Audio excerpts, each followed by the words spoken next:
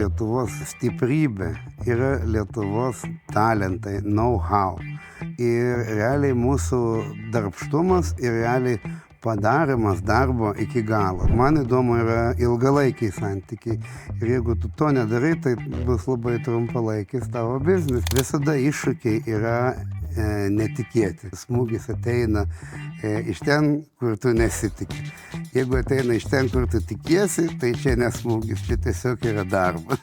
Galiu atnešti visą tą patirtį tiek su telekomo žiniom, tiek su programavimo, aukštų technologijų žiniom, kad prisidėti prie šitos mūsų gynybos ir sukurti iš tikrųjų technologijų svertą, kuris atneš mums visiems saugumą. Saugumas yra didžiausias laimės faktorius.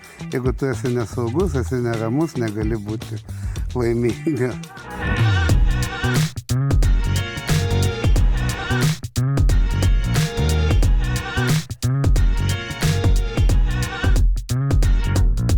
Sveiki visi įsijungę jau 4. Nestabdom laidą. Kaip įprasta sveikinamės iš šios išskirtinės šviesos meno kūrėjo Lino Kutavičiaus erdvės tema, kuri atvira kūrybai ir eksperimentams. Ši erdvė taip pat gali tapti ir jūsų švenčių, seminarų ar kitų renginių erdvė. Na, o pati tema yra tik dalis Lighthouse Hub esančių erdvių. Ir tai ne tik fizinės erdvės, bet ir stiprios bendruomenės formuotojas. Būtent čia susitinka žmonės, kurie ieško bendradarbiavimo, inovacijų, kūrybiškumo.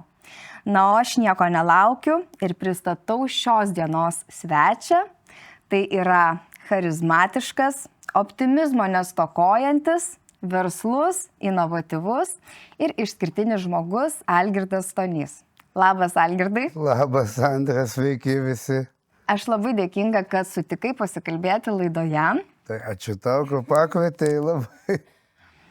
Bet prieš mūsų pokalbį, prieš mūsų diskusiją dar trumpas pristatymas apie tave ir galėsime pradėti. Taigi, Algirdą turbūt labiausiai apibūdina šie du žodžiai – technologijos ir optimizmas.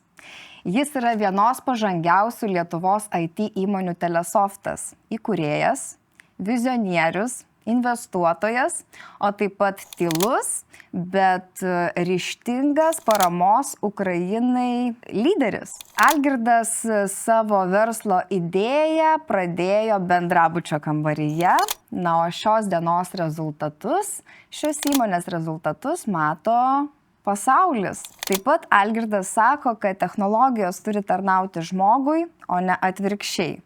Ir kad laimės ekonomika yra visai ne utopija, o reali ateitis, jeigu ją kursime kartu. Taip pat Algirdas vadovauja ne iš viršaus, o įkvepia iš vidaus. Ir ne tik kalba apie pokytį, bet ir pats jį kuria. Taip pat simboliška paminėti, kad būtent čia, Lighthouse, yra įsikūręs ir Telesofto padalinys Klaipėdoje. Na ką, pristatymą baigiau. Ačiū, tiek daug epitetų, tiek daug medalių. Galima dar čia vardinti ir vardinti. Bet galime ir po trupučiuką pradėti. Aš manau, kad mūsų diskusijos metu atsiskleis ir daugiau svarbių dalykų ir pasidalinsi su mumis. Važiuojam. Važiuojam. Nestabdom. Tai ką, Algirdai, galbūt norėčiau pradėti nuo tokio klausimo, kaip atrodo tavo kasdienybė šiandien, kai jau 20 metų veikia įmonė, yra tiek išsiplėtusi, tiek visko padaryta, ar iš viso yra realu šioje situacijoje, kad būtų momentų, kad galėtum absoliučiai negalvoti apie darbą, visiškai atsipalaiduoti ir skirti laiką savo pomėgiams. Ką žinau, mano kasdienybė. Šiandieną, matot, jau kada pradėjau verslą, buvo 2003 metai. Ir realiai dabar jau 25 metai, tai jau 22 metai, kaip aplamai gyvenu versle. Ir taip, be jokios abejonės, kai tu pradedi verslą, taigi yra čia tavo vaikas, tai tu tuom ir gyveni nuolat. Tai tik tais, kai jisai didėja, tų įmonių ir saitų atsiranda vis daugiau ir vis daugiau, tu negali daryti tų paprastų dalykų, mikro dalykų, jeigu tu ten negali, jeigu programavimo įmonė, tai tu negali eiti programuoti nuolat.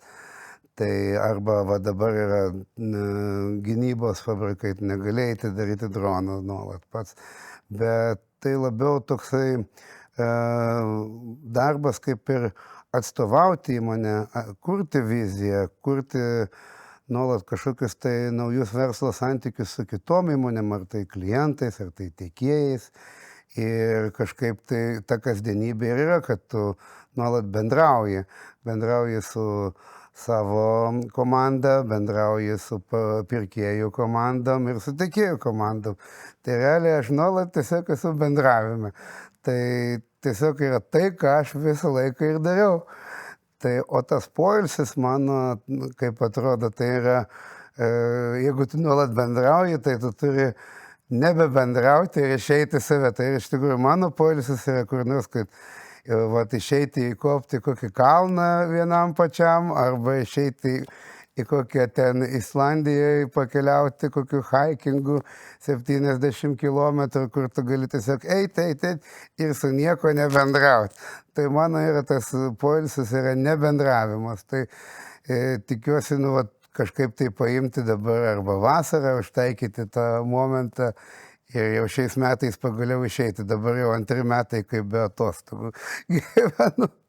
Tai jau reikia, kaip sakant, restartuotis, kad turėtum resursų toliau dalintis. Taip. Tai gerai, ir tikrai nekartą buvai užsiminęs ir viešoje erdvėje, kad viskas prasidėjo bendrabučio kambaryje, šita verslo idėja. Papasakok plačiau. Telesofto verslo idėja. Realiai ta idėja visa vyko tada, kada grįžau čia buvo dar iki ES ir buvau nuvažiavęs pas brolį į Kopenhagą ir Kopenhagui susipažinau su įmonė Human, kuri gamino apsus telefonam. Tada nebuvo tų telefonų ir tų apsų. Ir aš tiesiog grįžau atgal mokintis į Kauną, į KTU, į bendrabutį ir manęs paprašė dirbti nuotoliu. Tai taip ir prasidėjo. Tai aš pradėjau nuotolinį darbą dar iki tol, kol dar jisai buvo populiarus. Tai tiesiog aš buvau vienas pats individualiai įmonė, kurių Telesoftas. Tai pradžioje buvo Algirdas Stonio, individualiai įmonė Telesoftas, bendrabučio kambarį. Viskas įvyko iš draugystės irgi, kad susidraugavau su Elmanas Kopenhagoje ir jie paprašė dirbti nuotoliu. Tai taip, nuo to ir pradėjo rutuliuotis. Dabar jau Telesoftas yra didžiulės tarptautinės grupės Helmes narys, 1500 žmonių jungia, daugybė klientų, aptarnauja virš 2 milijardų abonentų telekomų po visą pasaulį, ofisai Lietuva, Latvija, Estija, Lenkija, Abudža, Nigerija. Tai ir dar toliau plečiasi, tai ir dabar dar įkūrėm naujus 2 dronų fabrikus. Tai dar didėja, ta bendruomenė didėja ir didėja. Ir čia turbūt ne pabaiga, ir kaip tos technologijos taip tobulėja, tai galima manyti, kad ateityje dar laukia įvairiausių naujų projektų ir Jo, dabar, ką aš žinau, dabar per daug į ateitį nežiūriu, aš žinau, kad tikrai bus. Jeigu su tokiu gerų nusiteikimu dirbam, tai ir didės ta bendruomenė. Tai dabar yra didžiulė įmonė, daug atsakingų žmonių, tiek už verslo vystymą ir taip toliau. Tai yra tam tikrų sričių profesionalai. Bet kaip ir sakei, tai buvo tavo vardu atidaryta įmonė, viską pradėjai vienas. Tuo metu tu studijavai informatiką, taip? Taip. Taip, bet iš kur pas tave buvo tas toksai verslumo žinios? Ar tu nuo pat pirmų žingsnių jau kreipėsi į profesionalus, kurie tau rekomendavo, kaip pradėti, ką daryti, žingsnis po žingsnių ir panašiai? Ar tai buvo tiesiog iš pajautimo, paties domėjimosi, aplinkos? Kaip viskas buvo dėl to verslo vystymo, iš kur tos žinios ir panašiai? Neturėjau aš jokių žinių ir labai pridariau daugybę klaidų pradžioj. Ir ačiū Dievui pasisekė, amžinatilsį daktaras Milius mane priėmė į verslo inkubatorių Kaune. Tai jeigu nebūtų manęs priėmęs, tai būčiau prapuolęs. Tai ir ten ir supažindino, ir kaip mokesčius mokėti, kaip priimti darbuotojus, ką dėl įrangos daryti, kokias sąskaitas, kur mokėti. Tai iš tikrųjų tas etapas išsikraustimas iš bendrabučio kambario į verslo inkubatorių labai padėjo. Aišku, tada buvo tai pirmasis verslo inkubatorius, dar niekas per daug nedarė, tų įmonių dar nebuvo tokių verslo akceleratorių, nebūdavo jokių coacherių, mentorių. Dabar viskas jau atsirado, o tada, ką reikėjo daryti viską savo klaidų ir pasitaisimų būdu. Tai tiek atsimenu, ir su ta įmonė Euman pasirašėm sutartį ir su Surf Kitchenu pasirašėm sutartį ten tarptautinius santykius. Tai nežinojom, kaip teisingai mokėti ten sodras mokesčius. Tai žiūriu, vienas iki ten prisikopė, jau žiūriu 500 000 litų, 900 000 litų, galvoju, čia neblogai uždirbau. O žiūriu, paskui, sakiau, kad atėjo buhalterė ir sako, ne, čia tu turi sumokėti viską į mokesčių. Tai jau viską tada sumokėjau, tai dar Kauno sodrai sakiau, kad atsiprašau, neuždėkit baudos ir atleido. Tai ir kažkaip tai 2009 metais po to su draugu Justinu Katkum nusprendėm atvežti ten tą Startup Weekend, tokią franšizę. Tai aš buvau rėmėjas tų startuolių weekendų ir nuo to prasidėjo visa Lietuvos startuolių iniciatyva. O dabar čia daug ir turim dabar beveik 2000 startupų Lietuvoje. Taip, apie startuolius dar irgi norėsiu pasikalbėti, bet buvai irgi užsiminęs, kad gerą pradžią tau davė tai, kad persikėlei iš bendrabučio į verslo inkubatorių. Tai irgi pasakyk iš savo patirties, ką duoda ta tinklaveika apskritai įsikurti tenai, kur tu gali pasisemti žinių ir suteikti kitam kažką naudingo. Jo, realiai tai yra tiesiog aplinka. Tai pavyzdžiui, kur tu esi, kur tu fiziškai esi, tau labai įveda tave tokį į tonusą.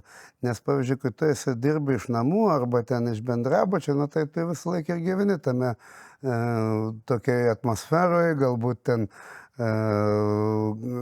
tokie visokie trukdžiai, turi savo tokį ritmą, bet kai tu ateini į kitą ritmą, į ofisą, kur yra daug kitų, tokių kaip tu, visokių verslininkų, tai ir pats tada įeini ir pats turi tą discipliną, jau ateini, žinai, jau kažkaip tai tada man inkubatoriai taip atrodė, kad turim darbo laiką vis dėlto.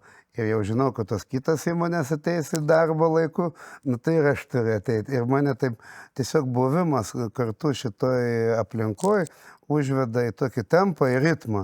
Ir tada tas tempas, ritmas, tada ir tau leidžia pasiekti daug rezultatų. Tai kažkaip tai čia tiesiog priverčia susiorganizuoti ir kažkaip susiimti. Tai man bent jau tas buvo didžiausia nauda. Ir aišku, jo renginiai, tinklaveika, galbūt tada gali susižinoti, kas ką irgi kitkom užsiiminėja, susižinai, kiek ten, pavyzdžiui, atlyginimai, kokie vidurkiai, kam mokėti, arba kas kokių klientų turi, kas kokių tiekėjų turi. Tai tikrai padeda bent jau informacijai ir ta bendruomenė palaiko kažkaip. Bent jau vieną išbuvimą. Žodžiu, gali tenais nieko per daug pats nieko aktyviai nedalyvauti, bet bent buvime jau duoda didelę naudą. Tai, aš rekomenduočiau tikrai visiems. Tai irgi čia Lighthouse'as, matau puikiai bendruomenė dabar. Ir kiek su visais pasišneku, tie, kurie tokiose bendruomenėse, tai jiems labai daug naudų. Ir tiek ir žinių prasme, tiek ir tiesiog motyvacijos. Taip, tai čia, sakau, kaip neverta net svarstyti, čia verta, neverta eiti ir viskas pabandyti. Nepatiks, galėsi išsikraustyti kitą vietą. Viskas ok. Taip, tai tu dar vienas žmogus, kuris tiesiog patvirtina, kad tai tikrai veikia. Na ir ką, grįžtam prie tavo įmonės vystymo kelio. Tai nuo vieno žmogaus iki dabar kelių šimtų darbuotojų komandą Telesoftas sudaro. Išsiplėtė nuo Kauno per didžiuosius Lietuvos miestus, užsakovai iš esmės iš visos Lietuvos, išsiplėtėt ir tarptautiniu mastu, ir ne tik Europoje, bet skirtingose pasaulio žemynuose. Kaip pavyko tai padaryti ir kada įvyko tas lūžis, kai pradėjai plėstis? Tai aš galiu papasakoti, kaip atsidarėm savo Klaipėdos ofisą. Iš tikrųjų, tai jeigu yra tos vertybės, kad kerini apie žmogų, kad turi dalintis, tai atsitiko taip, kad mūsų vienas darbuotojas iš Kauno, tiesiog jo žmona gavo darbą Klaipėdai, tai jis ateina, sako, aš išsikraustau, nes jau reikės man tada atsisveikinti su įmonė, nes mano žmona gavo kitam mieste pasiūlymą, teks man išvažiuoti. Tai paklausiau, tai kur išvažiuojat? Sako, į Klaipėdą važiuojam. Tai sakau, gal ar tau būtina dabar čia atsisveikinti su įmonė, tai būk tada mūsų žmogus Klaipėdai. Ir vien dėl to, kad tas žmogus norėjo išsikraustyti, vien to, kad jisai buvo mums brangus, ir nusprendėm tiesiog atidaryti. Ir apsilipdė toliau tą komandą ir toliau daroma dabar ta įmonė ir kažkaip sutapo kosmiškai, kad kaip tik tas žmogus išvažiuoja, bet mums reikia plėstis ir prasiplečiam į Klaipėdą. Panašiai ir kitais atvejais, tai kad ir klientų reikia daugiau, kad ir dabar Nigerija, tarkim, atsidarė, tai puikiai galimybė įeiti į Nigerijos rinką, išplėsti savo visą mūsų darbo standartus, pritaikyti kitoj šaly. Tai dabar paskutinis didžiausias, tai dabar ir akcijų dabar pardavimas Helmes grupiai, tai irgi buvo prie to pačio, nes ta estų Helmes grupės įkūrėjas Janas Pelisaras, aš su juo susitikau, jis sako, Algi, ar žinai, ką reiškia Helmes grupė? Sakau, nežinau. Ką reiškia pas žodis? Sako, tai čia yra žirnelis, kur įdedam į pupą žiedai. O žinai, ko estų kalbai reiškia Kaunas? Tai čia yra žirnelio kiautas. Sako, viskas reikia jungti. Labai simboliška. Reikia jungtis, reikia daryti. Ir dabar apsijungiam ir puikiausiai sekasi ir tos komandas kartu dirba, ir valstybiniai projektai. Ten daro ir visą tą elektroninę pilietybę visom šalim ir dar daugiau, man atrodo, to išsikurs. Tai tiesiog iš noro kažkaip dalintis ir matymo, kad atneši vertę kitam žmogui ir tada tas žmogus mato, kad ir pats gali prisidėti ir kažką nori bendrą kurti. Ir jeigu tu tą matai, tai tada tu gali skeilinti ir didinti įmonės iki begalybės. Ir aš matau, kad mes vėl grįžtame prie to paties. Abipusiai mainai, abipusė nauda. Mainai, taip, ir taip ir išsiplėti ir iš to, ką tu pasakoji, aš girdžiu, kad turbūt daugiausiai tos naudos plėtrai, pardavimams ir viskam kitam, tai vėlgi suteikia kažkokie tai kontaktai. Kokią svarbą tavo verslui turi vėlgi tos pažintis, tie nuolatiniai ilgalaikiai kontaktai ir taip toliau. Tai aš tai tos kontaktus, aš netgi nežinau, ką aš žinau, tai yra draugai. Tai realiai kiekvienas kontaktas, ypatingai kas liečia klientą, pardavimą, tu dirbi su to klientu, bet labai galbūt būna toksai kartais ir klaidingas mano manymu požiūris, kad tai klientas yra klientas ir tik tais pinigų šaltinis. Tai realiai mūsų tiek ir kiek dirbom nuo pat pradžių, tarkim, nuo 2005 metų tų žmonių, jie dar iki šiol dirba su mūsų kompanija. Ir kai mes dirbdavom, tai ir realiai iš to kontakto kurdavom santykį. Ir realiai tai nėra kontaktai, tai yra visur santykiai, tai yra mūsų draugai. tai jau jie būna ir krikštatėviais, ten vaikų ir susidraugauja. Daug kas, tarkim, dirbom su telekomo operatoriu Orange, kuris buvo Anglijai. Ir jau dabar nebėra to operatorius, bet tie, kur buvo projekto vadovai, jie dabar jau įkūrė savo įmonės, jau tapo direktoriais tų įmonių ir jie atsimena, kur programuotojai geri, jie jau skambina atgal, sako, gal dabar vėl norim surinkti komandą. Aš sakau, žinoma, surinkam ir toliau tęsiasi. Ir dabar jau jų projekto vadovai eis tolin ir dar po 20 metų vėl įkur savo įmonės, tikiuosi. Tai realiai iš kontaktų kūrimas santykių ir padeda palaikyti tą ilgalaikę. Jeigu ten vieną kartą kažką, žodžiu, susitikai, pakalbėjai, tai dar nereiškia, kad tas kontaktas yra jau tavo tas kontaktas, kur atneš verslo sėkmę. Kad turėtum ir tu investuoti, atiduoti savęs dalį jam ir jis turi tikrai tą pamatyti ir įvertinti. Ir tada jau jis tau gali atiduoti irgi. O tas atidavimas, žodžiu, reikia turėti kantrybės. Jisai gali ateiti tikrai ne rytoj ir ne poryt. Sakau, turiu tokiu atveju, kur po 20 metų tik tai grįžta, bet tikrai grįžta. Jau šitą galiu garantuoti. Ir žinok, aš atvirai tau galiu pasakyti, pirmą kartą jaučiu ir girdžiu, kaip kalba vadovas apie savo darbuotojus, klientus, verslo partnerius ir panašiai, kaip šiltai atsiliepia ir kaip tą ryšį vertina. Tai, nuoširdžiai sakau, kad išskirtinis vadovas ir skleidi tą tokią pozityvę energiją ir ją skleidi ne tik kaip žmogus žmogui, bet ir kaip vadovas. Ir tu esi pasisakęs apie tą visą laimės ekonomiką. Ir ją taikai ir savo įmonėje. Tai papasakok plačiau, kodėl būtent tokia strategija yra tavo nuomonė tinkama, kodėl ji pasiteisina ir kaip tu pats taikai visą tą laimės atmosferą, laimės kodėl? ekonomiką. Aš tai nežinau, aš tai galvoju, reikia tiesiog gyventi.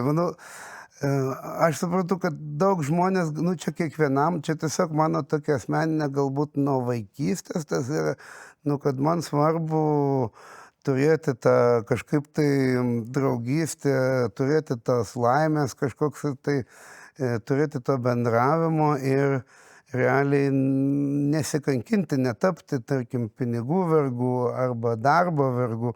Žinai, aišku, svarbu yra pinigai, tu turi ten uždirbti, bet jeigu tu vien dirbsi ir uždirbinėsi pinigus ir, man asmeniškai, neatneštų laimės. Man yra daug svarbiau palaikyti santykius, nuvažiuoti, kad ir prie ežero kartu, ir pakepti šašlykų kartu, ir nuvažiuoti ir į svečius, ir tikrai būti draugystėje su žmogum, negu kad ten bandyti kažką tai apsukti arba prispaus, vien tik tais, kad būtų pinigų daugiau. Tas tikrai neatneša laimės. Jeigu ta dalyba ir bendrystės jausmas, man nuo vaikystės yra didelė vertybė. Ir tiesiog aš ją toliau kaip ir puoselėdamas, gyvendamas palei tą vertybę, taip ir gaunasi gyventi. Tai tiesiog man taip lengviau ir galbūt čia galima sakyti tada, su visais draugaudamas aš esu didžiausias savanaudis žmogus, nes iš tikrųjų mano nauda ir yra ta laimė, kad su visais gerai sutarti. Tai taip, čia mano yra tokia kaip ir čia mano strategija ir vardan savo savanaudiškumo. Aš nuo šito kaifuoju. Galima pasakyti, čia man didelė nauda ateina dėl to. Tai kažkaip ir dėl to ir gyvenu palei tą principą ir dabar dar iki šiol viskas tęsiasi. Tai aišku, ir sunku būna kartais, ir būna įvairiausia, būna tokia atveju, kai pagal tokią strategiją gyveni, kaip yra sunku atleisti darbuotoją kokį nors. Aš ir norėjau paklausti, kaip kai reikia padaryti, žinai, tarkim, arba būna žmonės, kur, tarkim, jau ten... O iš kitos pusės galbūt ir gerai, nes kiti žmonės pamato ir, pavyzdžiui, jau daug lengviau kokių apgavikų, žinai, išvengti, nes tada visą bendruomenę pamato ir labai lengvai išsifiltruoja. Tada jau visi ateina, subėga, o čia nepritampa prie mūsų chebros, nes šitas žmogus bando kažką apgauti ir neteisingai padaryti. Tai tada, o būna ten tokias didelės struktūras, tai gali žmogus taip pragyventi ir nepamatyti, žinai. Arba kokie, jeigu darbuotojai pyksta ant savo direktoriaus, tai specialiai galvoja, vat nepapasakosim, jam šitą tegul dabar kenčia. Tai vat, o kai reikia, tarkim, buvogi pas mumis toks, 2010 mes visą laik darėm appsas, atsimenu, tokiam Symbian telefonam. Ir tada įsikūrė Apple'as ir Google'as, sukūrė iPhone'as ir Android'as. Ir visą Symbianą užsakinėdavo operatoriai ir visi klientai staiga atsisakė, sakė, nebereikia šitos produkcijos.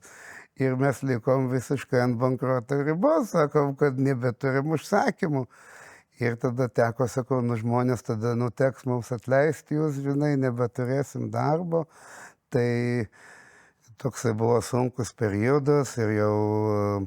Ir tada pamatėm, kad ir grįžo atgal, tai žmonės sako, okei, duodam laiko, be atlyginimo padirbėsim, palauksim, susijimsim.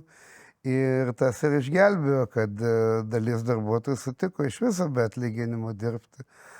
Tai va, tai netgi tame, žodžiu, sunkių sprendimų priėmime, kas liečia, kad va, tai reikia atsisveikinti, nebėra pinigų, irgi galiausiai padeda tą draugystę, pamačiau. Tai žodžiu, turi ir savo to neigiamą pusę, kad daug investuoji, daug prisiriši širdies, paskui labai širdį skauda, bet ir kita pusė padeda ir pragyventi tą sunkų laikotarpį. Kaip tik buvai paminėjęs vėlgi nuo komandos, tada sugrįšiu prie tavo pasisakymo apie tai, kad buvo ten tos bankroto ribos. Kaip jūs tada išsisukote iš situacijos? Kaip jūs prisitaikėte prie tų naujovių rinkoje? Naujovių, tai mes jau tas naujoves išmokom, bet žinai, bet per tą laiką reikia naujų klientų atrasti. Tai vėl traukiam kortą savo pažinčių. O tas pažintis gerai, kad suspėjom sustatyti, tai ir džiugu buvo, kad tas laikotarpis, tos krizės jos banguoja, eina dažniausiai ne tik tais viena kompanija, bet dažniausiai, kai jau ateina krizė, tai daug kompanijų kenčia nuo šito dalyko ir tu vos ne globaliniai toj pačioj lėkštėje atsirandi. Tai, pasisekė. Aš sakyčiau, pasisekė tom, kad Anglijoje tie mūsų klientai irgi subankrutavo ir jų žmonės išėjo į kitus darbus ir pradėjo daryti visai kitą rinkos dalį iš kitos pusės. Tai mes, kad darėm tą vadinamą priekinę dalį telekomo rinkos, tai yra appsai, ten value added services, visokie ringtonai, tai to nebereikėjo. Tai Anglai nusprendė pereiti į kitą pusę, į patį ryšį, į patį tinklą, į patį jo užtikrintumą, kad gerai veiktų. Tai jau jie suspėjo susirasti naujų investuotojų, suspėjo susirasti naujų klientų ir per tą laiką, kol mes pasėdėjom, padirbėjom be algų, jau jie atsiminė mus, sako, su šitais buvo patikimai dirbti ir grįžo pas mumis, sako, teikit paslaugas. Tai realiai tiek, kiek žmonių ten neteko darbo, lygiai tiek pat jie sukūrė naujų darbo vietų, o po metų jau padvigubino tiek. Tai realiai labai trumpai ta krizė besitęsė tik tais pusmetį. Tai labai sėkmingai išsisuko. Išgelbėjo tas, aišku, mes galėjom tada jos tas visas atsisveikinimas gerai išėjo ir palaikėm tos santykius ir manau, išgelbėjo tas, kad netgi nutraukus santykius su tiekėju, vis tiek mes geruose ryšyse likom ir palikom jiem gerą įspūdį ateičiai. Tai tas ir išgelbėjo. Tai tu niekada negali žinoti, niekada negali numatyti, kokie galėtų būti iššūkiai. Visada iššūkiai yra netikėti. Visada iššūkis ateina iš tos pusės, smūgis ateina iš ten, kur tu nesitiki. Jeigu ateina iš ten, kur tu tikiesi, tai čia nesmūgis, čia tiesiog yra darbas. O smūgis ateina iš ten, kur nesitiki. Ir tiesiog mums padėjo tas, kad ruošiamės netgi nekryptingai, nežinodami tai, bet ruošiamės atlaikyti smūgį, būti pasiruošusiems viskam, pasiruošti laikyti tuos gerus santykius tam, kad jeigu kas atsitiktų, tas ir išgelbėtų. Tai tokia gal paprastas patarimas, čia gal kaip išvengti netikėtų smūgių. Ir vėlgi grįžtam prie to paties. Čia, kad ir kokį klausimą mes su tavimi aptarinėtume, vis tiek mes atsimušam į tą patį. Jo, tai čia kažkoks yra universalus dėsnis, nežinau, ar tai yra sėkmės receptas, negaliu pasakyti.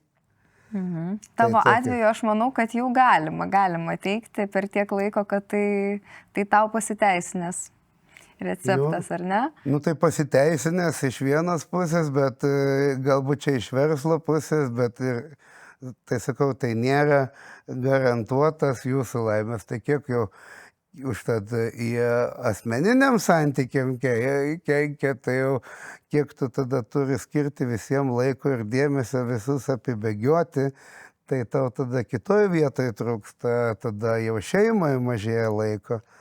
Tai viskam reikalingas sveikas balansas, žinoma. Taip gyvenu, toks esu aš, žinai, tai taip.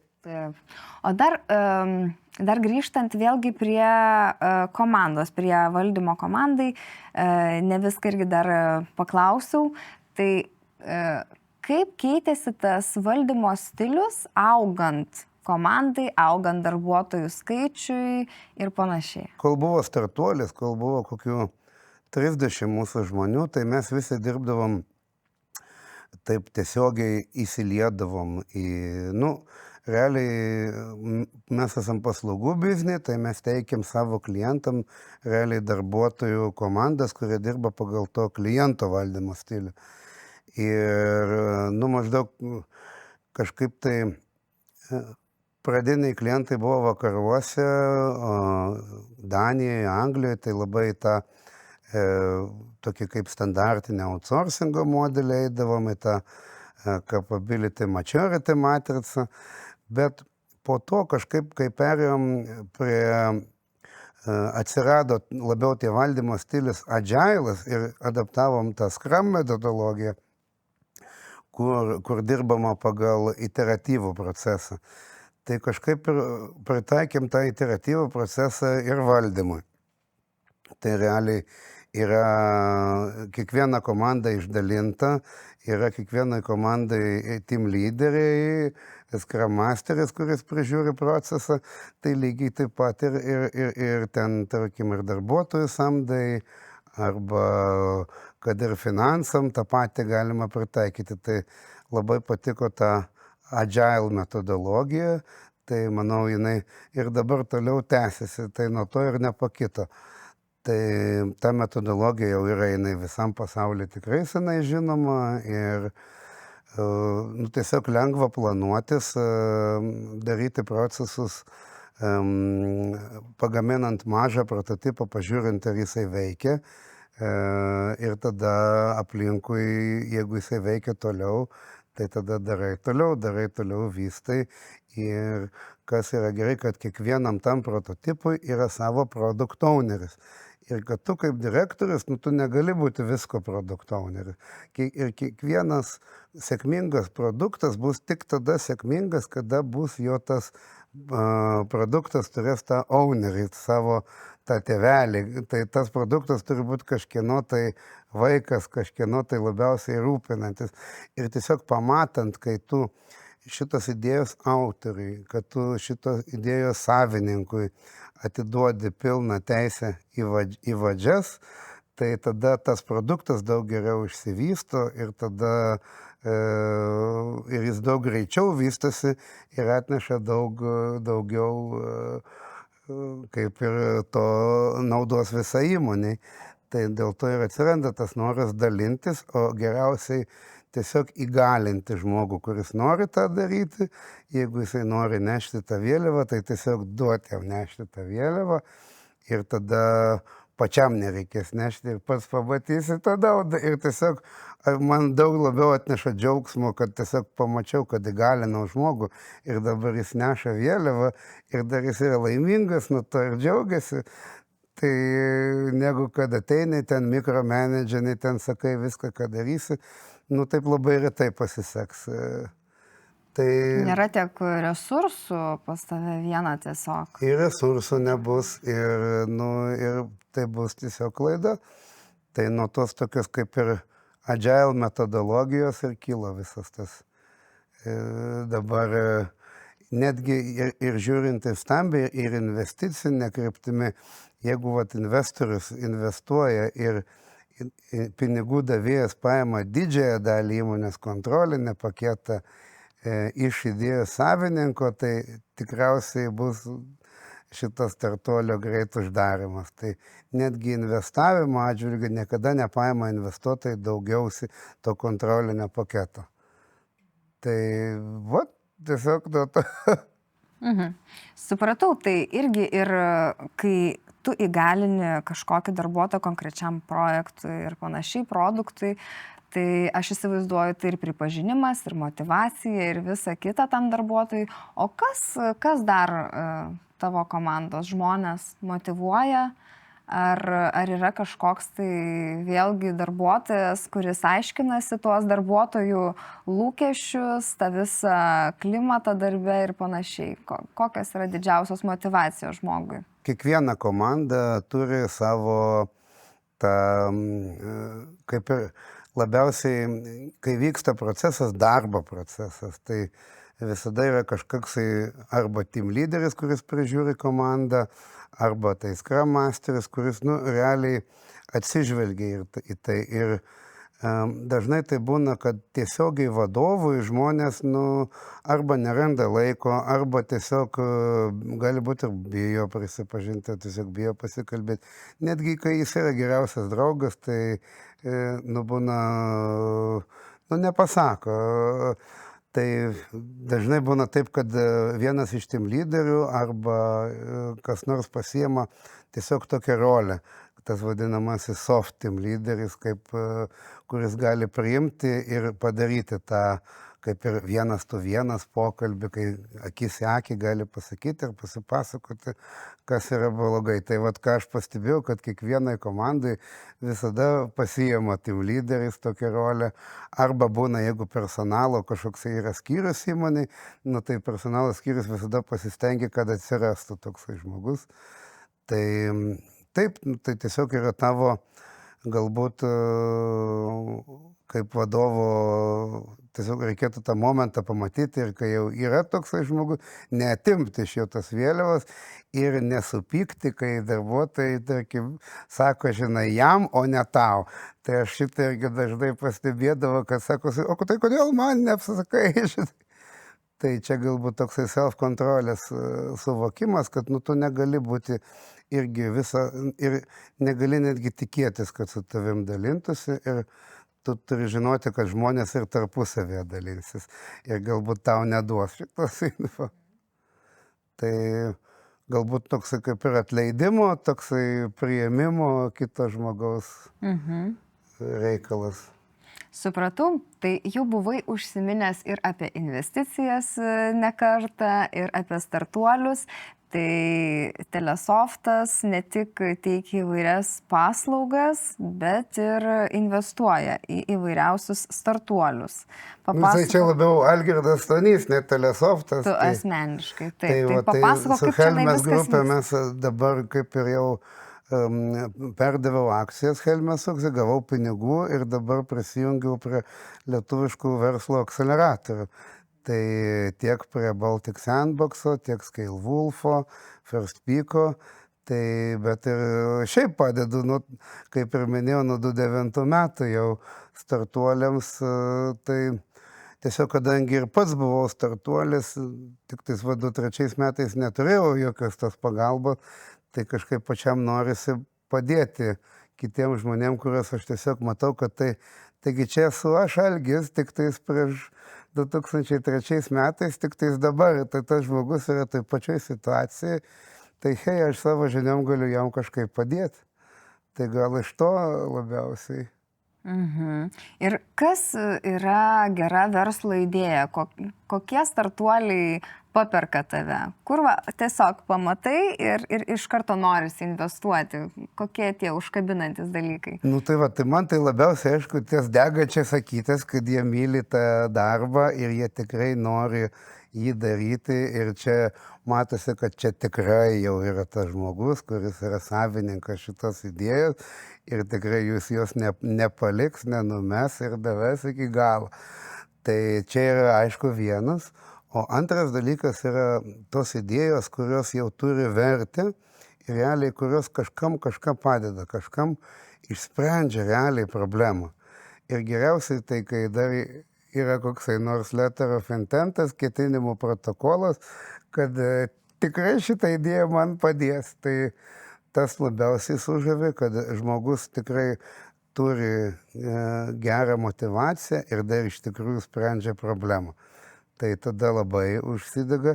Nu, o jeigu tai problemai jau aš pats žinau, kam išspręs šitą problemą, tai dar labiau tada prisideda. O galbūt man išspręs, tai iš viso gerai tada. Gerai, o tada kokios didžiausios klaidos, kas kaip tik atstumia ir tiesiog jau nebetiki? Didžiausias klaidos, kas būna, kad nebenori, labiausiai, kai žmogus nebenori jau dirbti su šito produktu ir nebenori pats to daryti, tai kaip ir tada man labiausiai atstumia ta idėja, kad tai yra vien dėl pinigų. Arba ta idėja, sako, man tai nelabai, bet galbūt kažkam tai gerai. Tai tada man yra didysis big no. Jo, pats neperki pats nevartoji savo produkto, tai man jau iš karto ne. Ir žinoma, jeigu pats vartoji, bet niekas jo neperka, tada irgi ne, nes niekam neišsprendžia tos problemos. Jeigu visiems gerai, visi nori to dalyko nemokamai, bet niekas nenori už tai mokėti pinigus, tada irgi negerai, tai tada ir neišsprendžia tos problemos. Tai va, kaip tenais būtų, žinai, ten techninis įgyvendinimas, tai tas, aš manau, per tiek metų dirbęs jau manau, kad viskas įmanoma.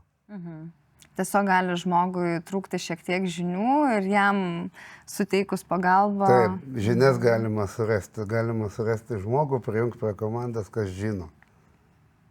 Ok, ir dabar galime pereiti prie tų tokių sričių, kurias ir jūs vystote, jūsų įmonė ir kur čia to daugiausiai yra potencialo, Lietuvos potencialo informacinėse technologijose. Tai galbūt vertėtų pakalbėti, žinoma, visiems aktualia tema, tai dirbtinis intelektas. Dar esi ne kartą pasisakęs apie tos pačius žaidimus, kompiuterinius žaidimus, nanotechnologijas. Tai papasakok, ką jūs patys šiose srityse darote. Galbūt yra dar kažkokių tai sričių, kurios yra tikrai vertingos atkreipti dėmesį. Ir kokios čia tos prognozės, kur čia mūsų dar galimybės stiprios Lietuvoje? Didžiausias Lietuvos, mano manimu, ir ką aš pamačiau, Lietuvos stiprybė yra Lietuvos talentai, know-how. Ir realiai mūsų darbštumas ir realiai padarimas darbo iki galo. Ta aš jau matau ne tik dirbdamas su programuotojais, su duomenų mokslininkais, kad realiai, kad ir Norvegijoje, kiek teko dirbti, tai visada turim atsiliepimą, kad taip norim dirbti su lietuvių komandom, dėl to, kad lietuvių komandas tiesiog paima ir padaro darbą iki galo. Ir stengiasi ir eina tą ekstra mylę, netgi ir linkia padirbėti ir po darbo, bet tikrai jie padaro darbą iki galo visada. Ir kas yra gerai, kad tie yra žmonės, jie yra labai tikrai, jie kažkaip taip istoriškai susidėjo, kad pas mumis yra tų žinių, mes turim čia universitetus, mes turim paruošimo bazę, mes turim iš tikrųjų jau istoriją sėkmingų produktų, kurie mes sukūrėm, žmonių su patirtim, kurie gali išmokyti kitus žmonės. Ir realiai visose aukštose technologijose, čia aš sakau ne tik tais apie AI programavimą, bet ir lazeriuose, elektronikoje, visur turim tą patirtį ir turim žmonės, kurie yra motyvuoti dirbti ir kurie tiesiog kaifuoja nuo to, kad jie dirba ir jie realiai, jiems patinka padaryti darbą ir pasidžiaugti, kad jie padarė šitą rezultatą. Patinka grįžti namo, pasakyti, mama, pažiūrėk, sukūriau šitą. Tai šitie talentai yra mūsų auksas, čia mūsų šitas žinios, tai čia yra mūsų 21 amžiaus nafta. Tai ir tokių, kad ir iš Telesofto, tarkim, pavyzdžiui, aš mačiau su Vilniaus policijos komisariato darbą, kad reikalingas buvo jiem padaryti challenge, iškėlė per GovTech challenge, kad reikia naujų maršrutų suplanuoti mūsų policijos patruliam, reikia juos padaryti ekonomiškais, kad ir kurą taupytų, bet kad ir atsirastų ten reikiamų laikų, reikiamų vietai ir sureaguotų į skambučius pagalbos greičiau. Mums reikalingas dirbtinis intelektas, viską paskaičiuoti.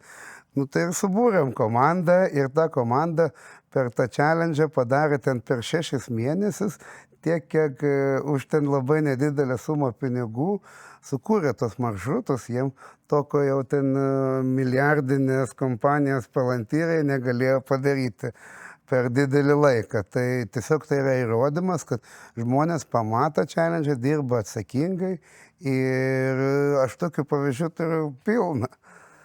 Tai aš manau, kad investuojant į šitos mūsų talentus, kažkaip tai sukuriant jiem darbo vietas, daugiau jos,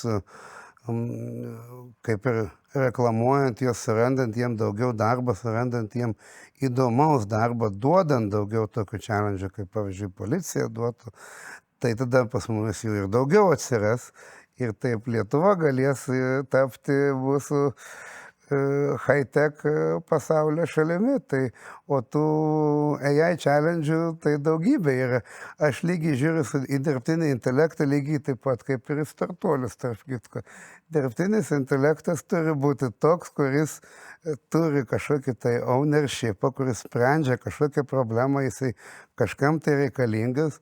Turim turėti tokį dirbtinį intelektą, už kurį kažkas nori mokėti pinigų, turim turėti klientų ir turim jį įgyvendinti.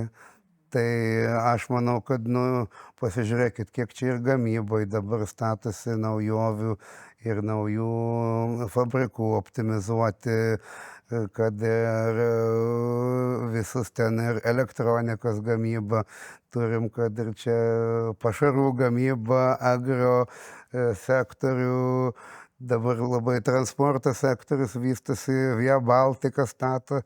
Tai aš po 10 metų, jeigu taip toliau vystysim, matysiu, kad čia Lietuva aptarnaus su savo AI sprendimais visus Europos kelius, visus Europos muitinės, padarysime skaitmeninį eurą ir čia tikrai galėsi būti naujas silikono slėnis. Ar tai tikėtina, kad mes nors ir maža šalis, bet su tokiais talentais, kad mes galime būti dar ryškesni pasaulyje? Taip, nes kaip ir matote, tuos visus dabar top sprendimus kuria nedidelės komandos. Ir mes nedidelė šalis, bet jeigu taip žiūrėt komandų prasme, talentų prasme, tai mes esam didelė šalis. Tai jeigu tiesiog mes susifokusuosim ir išnaudosim ją, tai tikrai, bent jau pusę tiek, kiek turim, tai tikrai tapsime. O dabar detaliau tada apie tą jau dirbtinį intelektą pasikalbėkim, jau užsiminiai nemažai. Tai pavyzdžiui, gal gali irgi pasakyti, prieš 20 metų, tarkime, kaip buvo viskas kalbama, ką čia padarys ir taip toliau, kas atrodė, kad nerealu šiandieną ir ką mes matome dabar jau konkrečiai. Ir jeigu toliau tokiais sparčiais tempais, kaip tu manai, ko galime tikėtis? Nu, aš tai tikrai matau, kad ką kalbėjom seniau, netgi arčiau prieš 10 metų, ką kalbėjo, tai niekas nesitikėjo, kad tarkim paprastam gyvenime, paprastam žmogui, pažiūrėkit, kaip dabar visi tie NLP modeliai, kaip jie ChatGPT, visi kaip įsigyvendino ir dabar tiesiog padeda mokintis, padeda daug efektyviau naudotis paieškas ir šito niekas neprediktino, netgi prieš 10 metų šito niekas nenumatė. Galbūt ir sakė kažkaip tai, bet tokio panaudojimo labiau sakė, kad bus dirbtinis intelektas kažkur tai panaudojame, kad kažkur tai, tarkim, dirbtinis intelektas pristatinės mums siuntas į namus su dronais, bet to neatsitiko, o išsivirtė visai kitaip. Tai dabar jau, nežinau, dabar jau galiu kitokias prognozes duoti, bet galbūt ir nepasitvirtins. Aš pats turiu idėją, tokia, kad būtų man, noriu padaryti dirbtinį intelektą, vadinamų padariklis. Turiu savo, pasidarysiu savo galbūt irgi kokią GPT pagrindu, kad noriu kažko, noriu nuvažiuoti, noriu pasidaryti su Sandra interviu. Ir viskas. Noriu pasidaryti su Sandra interviu 11 valandą.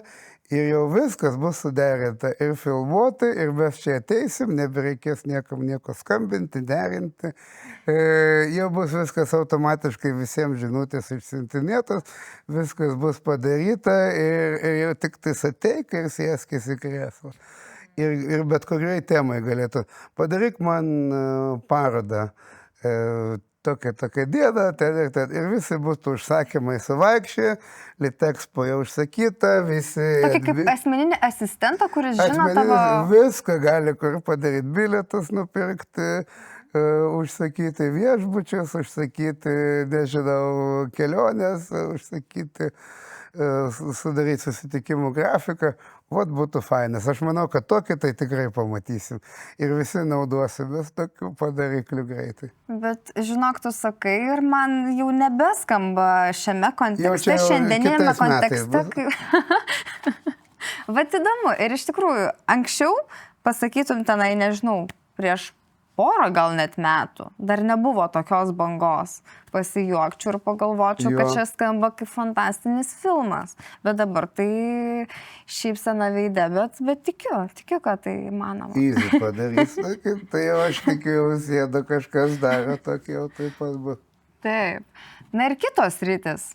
Ką jūs dabar irgi savo įmonėje vystote, kas dabar yra labiausiai ant bangos ir kur tu matai dar tą tokį didžiausią potencialą, kur galima dar prasiveržti ir naudingo kažko iš tiesų pagaminti? Ne, aišku, dabar jau aš asmeniškai jau pilnai nuėjau į gynybos sektorių, tai jau 2 dronų fabrikus turim ir pilnai dirbam gynybos sektorių, nes dabar turim kaip tik tas žinias. Ir pamačiau, kad tikriausiai dabar esu tas žmogus reikiamoj laiku, reikiamoj vietai, kur galiu atnešti visą tą patirtį tiek su telekomo žiniom, tiek su programavimo, aukštų technologijų žiniom, kad prisidėti prie šitos mūsų gynybos ir sukurti iš tikrųjų technologijų svertą, kuris atneš man visiems saugumą, nes man ir pačiam nesaugu, aš noriu būti čia Lietuvoje, aš niekur iš čia neplanuoju bėgti, aš planuoju, kad čia yra mano namai, čia yra mano tvirtovė, o kaip kitaip mes galime savo tvirtovę apginti, neinvestuodami į gynybos sektorių, tai dabar jau pilnai esu gynybos sektorių, tai manau, kad kuo daugiau idėjų, kurie galėtų padėti mums apsiginti, tiek ir informuoti žmonės ir aplamai sukurti daugiau saugumo čia mūsų šalim. Čia jau čia jau ir šiandien, ir rytoj, ir po metų, ir po 3 čia bus labiausiai didžiausia poreikį turintis produktai, paslaugos, informavimo sistemos. Tai dėl to dabar ir esu gynybos technologijas. Ir jau užsiminiai, tai aš ir norėčiau, kad konkrečiau papasakotum, nes tu tikrai dalyvauji ne viename socialinėme projekte ir tikrai teiki paramą, bet ir norėčiau konkrečiau pasikalbėti apie paramą Ukrainai. Tai Algis Šimoniūtis pagalbos sparno fondai, kuris įkūrė fondą 2014 metais, kai tik prasidėjo Maidano įvykiai Ukrainoje ir realiai Lietuva išsiuntė daugybę paramedikų padėti sužeistiems protestuotojams Maidano aikštėje. Ir kaip šitų paramedikų apsaugos fondas buvo įkurtas pagalbos sparnas, tai jie nuvažiavo saugoti ukrainiečių ir saugoti lietuvių, kurie padeda ukrainiečiam.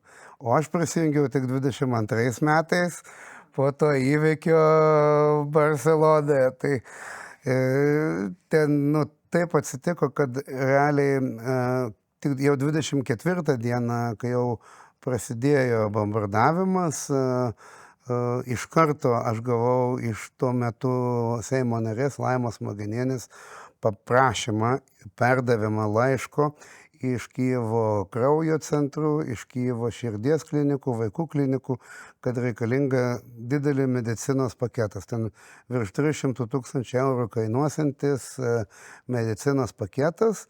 Ir taip atsitiko, kad nėra tos medicinos, reikia staiga suburti rėmėjus, reikia staiga suburti vežėjus.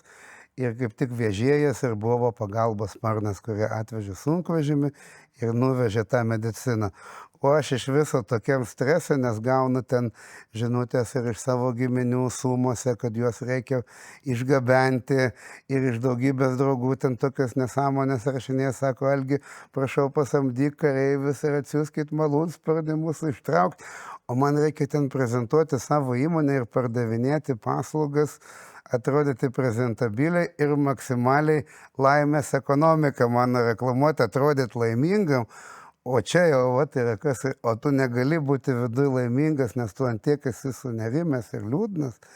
Ir, o dar paraleliai eina ten derinimas, ar kada išvažiuos, ar sugebėsim išvažiuoti.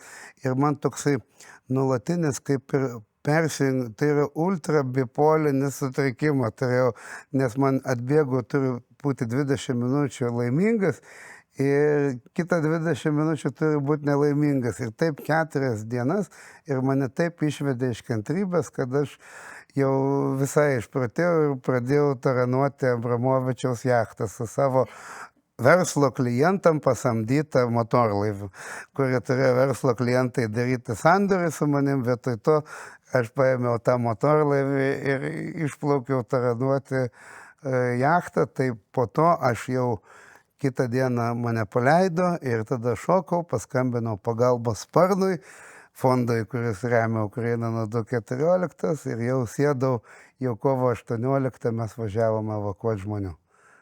Tai taip atsitiko tas mano prisijungimas iš emocijos, kad reikia prisijungti, ir nuo to karto jau yra dabar už 3,5 milijono suteikta paramos. Čia nėra didelis fondas, bet vis tiek visai neblogai sekasi.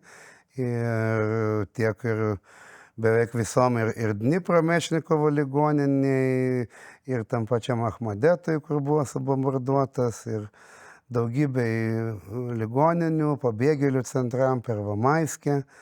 Tai ir dar iki šiol remia. Tai vat planuojam dabar apie birželio 20 didelį konvojų pagalbos išvažiuoti per Jonines, padaryti tokį reikšmingą prieš mūsų, prieš Mindaugo karūnavimo dieną, nuvažiuoti dar per Jonines į Ukrainą ir visiems padėti dar kartą.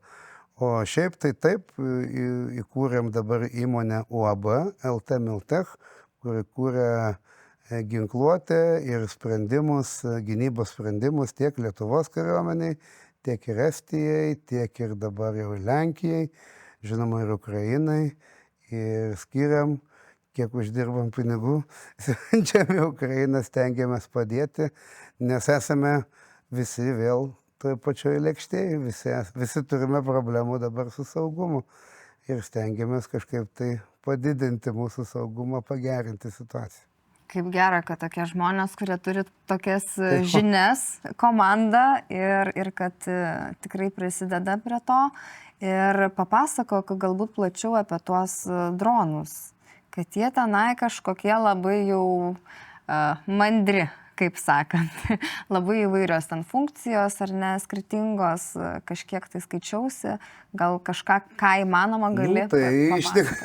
Iš tikrųjų, tai dronai, kuriuos dabar naudoja Ukrainas ir, realiai tai dronai nėra mandri. Tie dronai, tą, ką mes dabar naudojam, jeigu ir prieš 10 arba prieš 20 metų mes visi atsiminam filmus, taip Terminatorių, arba tai ten įsivaizduojam, ten tai mandrumas. Ir to mandrumo nėra, iš tikrųjų ten viskas padaryta iš ganėtinai pigių komponentų. Tiesiog kas yra, kad tiesiog vyksta dabar karas ir konfrontacija dabar yra su protu, su technologijom. Tai vadinasi, kovoja technologijos ir tas mandrumas yra nuolatinė adaptacija. Tai reiškia, jeigu tu siunti vieną technologiją, tarkim, vieną radio ryšį, tai jau priešas sugalvoja, kaip tą radio ryšį užblokuoti ir padaryti tavo radio ryšį neefektyvų. Tai tada tu duodi kitą radio ryšį, tada jau ir tą sugalvoja. Bet tada sugalvota variantų, kad jau šokinėti per keletą. Tai dabar šiuo momentu tie dronai eina žingsnis į žingsnį su antidronais. Tai dėl to tas yra mandrumas, kad jau tas ryšys yra pritaikytas tam, kad jau apeiti priešnodžius, kurie yra... Ir vis reikia sugalvoti kažką naujo. O jų ypatumas yra adaptyvumas. Ta prasme, kad jau šitos dronus, kadangi jie padaryti moduliariai ir greitai detalės keičiamas, jas galima labai greitai adaptuoti. Tai tas ir yra jų mandrumas tame, kad jie naudoja komponentus, kurie dabar efektyvus prieš tos priešnodžius, bet ir gali adaptuotis. Tai visą atnešiau tą adaptavimąsi logiką iš verslo į dronų pasaulį. Ir šiame kontekste tai labai didelė vertė. Taip, nes tu vėlgi sakau, kad smūgis, kurį tu gausi, bus netikėtas. Tai geriau būk pasiruošęs greitai adaptuotis šitam smūgiui, negu kad lauksi, gal teks visus dronus važiuoti namo vežti. Iš viso to irgi kyla klausimas, kodėl visą tai tau svarbu daryti. Tiek kalbant apie tą tokį socialiai atsakingą verslą, kokią jam tai naudą duoda tavo verslui, tiek tau asmeniškai kaip žmogui. Kas yra socialiai atsakingas verslas? Galbūt tai yra verslas, kuris jam iš tikrųjų rūpi, iš tikrųjų tiek ta produkcija, tas verslas, kurį jis daro, kaip jisai uždirba pinigus, vardan ko jisai uždirba pinigus, kad jam rūpi ir kaimynai, jam rūpi gamta, jo valstybė ir jis yra pasiruošęs atiduoti ir realiai paremti tą dalį to sociumo, tos bendruomenės, kuri laukia, kuri norėtų gauti šitą pasiryžęs dalinti. Aš manau, kad tai yra socialiai atsakingas verslas. Tiesiog aš net neįsivaizduodavau niekada, kaip kitaip galima gyventi, kaip galima socialiai neatsakingai dirbti. Nes, sakau, man įdomu yra ilgalaikiai santykiai. Ir jeigu tu to nedarai, tai bus labai trumpalaikis tavo biznis, tai nebus ilgalaikė investicija. Tai tiesiog norėčiau žiūrėti į ateitį ir vardan ateities ir darau tą verslą. Tas pats ir saugumas, jisai reikalingas tam, kad mes turėtume matyti.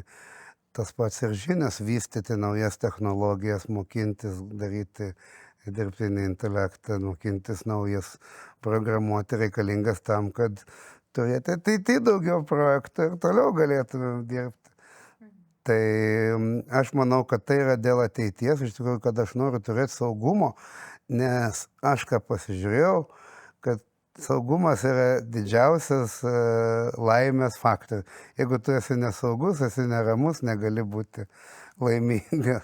Ir čia turbūt bet kurioje srityje. Bet kurioje srityje, taip. Tai aš tiesiog tikiuosi, galbūt pavyks man kažkaip tai įkvėpti arba suburti, prikviesti ir daugiau žmonių irgi tai daryti. Tai Labai smagu, kad pakvietėte į savo laidą, kad čia galima platformą tai paskelbti. Ačiū labai ir tau.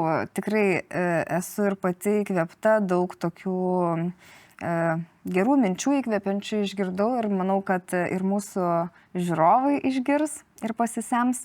Na ir pabaigai tiesiog ateities kartoms vėlgi norėčiau, kad pasakytum tokį kaip patarimą, paskatinimą mūsų moksleiviams, ar tai studentams bendrabučio kambaryje ar ne. Ką tu patartum tiems, kurie nori sėkmingai pradėti savo verslą? Ko reikia tai sėkmingai pradžiai? Tai gali būti bet kas, iš tikrųjų. Nesižiūrėkite niekada, kiek jų metų, kokie aplinkoje jūs esate. Tegul tai nestabdo jūs, tegul nestabdo tai, kad jūs esate per jauni arba labai per seni, arba galbūt netinkamas laikas. Suraskite draugų, susiburkite komandą. Suraskite bendraminčių. Niekada nebijokite dalinti savo idėjom su žmonėm. Niekas tos idėjos nepavogs iš jūsų. Tik tais jūs esate savo idėjos savininkai. Ir šitą idėją visada gyvuos tada, kiek jūs ją investuosite ir busite pasiryžę su ją dalintis ir pasikviesti daugiau, suburti aplink ją žmonių. Nes tai ją pakels į naują lygį. Tai visada kviečiu ryžtis dalinimuisi ir dalinimasis nieko nekainuoja pinigų. Jūs pasidalinsit, tada galėsite išdrįsti ir pinigų paprašyti iš investuotojo, galėsite išdrįsti ir pradėti jį daryti, daug lengviau bus. Tai tiesiog mano palinkėjimas yra nesėdėti užsidarius, jungtis, dalintis ir viskas tada pavyks. Ir jeigu pamatysit galbūt ir tikės kažkas, kad čia bus bloga idėja, tai tada vis tiek laimėsit. Žodžiu, eikite viešumą, dalinkitės, jungkitės prie centrų, prie inkubatorių, prie Lighthouse'o, arba galite ir viešai paskelbti per kokį Redditą šitą idėją ir tikrai viskas pavyks. Neužsidarykit, dalinkitės, jungkitės ir darykite actioną, tą vadinamą veiksmą. Tada viskas pavyks. Ačiū, Algirdai. Štai su tokia gaida mes ir pabaigiam. Su tokia aukšta gaida. Su tokiu optimizmu ir tikrai esu ir pati kupina dabar tokios geros nuotaikos, įkvėpta kažką naujo bandyti, daryti ir tikiuosi ir mūsų jaunimas išgirs ir taip pat pasisems iš Algirdo, kuris tikrai ilgą jau ir kelią praėjo ir dar daug visko yra numatęs. Tai ačiū tau, Algirdai, kad atvykai. Ačiū už tikrai šitą įdomų pokalbį, atvirą pokalbį ir labai tikiuosi, kad jis bus naudingas ir jums, mieli žiūrovai. Na, o mes pasimatysime kitose Nestabdom laidose, tai nepamirškite pamėgti šios laidos, jeigu jūs įkvėpė, jeigu jums patiko, palikite atsiliepimą ir prenumeruokite Nestabdom kanalą, nes čia jūsų laukia dar daugiau drąsių istorijų. Iki.